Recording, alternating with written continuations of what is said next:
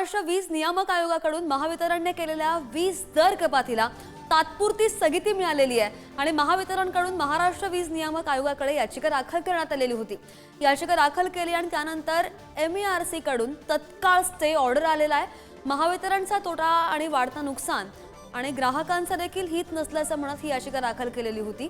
1 April पासून लागू होणाऱ्या नव्या दरासंदर्भात महावितरणकडून ही याचिका होती, मात्र महावितरणकडूनच पुनरावलोकन याचिका दाखल करेपर्यंत स्थगिती मिळालेली आहे आणि एप्रिल महिन्याच्या शेवटाला पुनरावलोकन याचिका महावितरण दाखल करणार आहे। त्यामुळे महावितरणकडून तोटा होत असल्याचं म्हणणं आहे आणि मात्र नियामक आयोगाने नफा दाखवत महावितरणच्या सर्वच गटातील ग्राहकांना दिलासा दिलेला होता।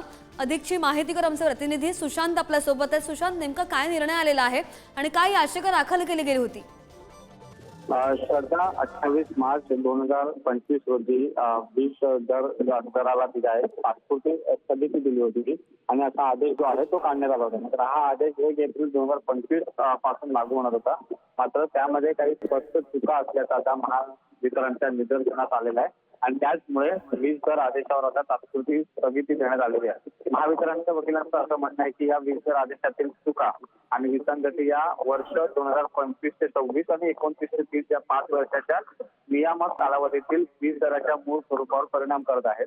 तसेच हा दर लागू केल्यास विविध प्रकारच्या ग्राहकांना आणि वीज वितरण क्षेत्रातील संबंधित घटकांना जे आहे ते मोठे आणि अपरिवर्तनीय नुकसान होऊ शकते आणि त्यामुळे या आदेशावर तातडीने स्थगिती द्यावी अशी मागणी महावितरणने केली आहे। त्यामुळेच हा स्टे ऑर्डर आणला गेलेला आहे। सुशांत, धन्यवाद दिलेल्या सगळ्या सविस्तर माहितीसाठी।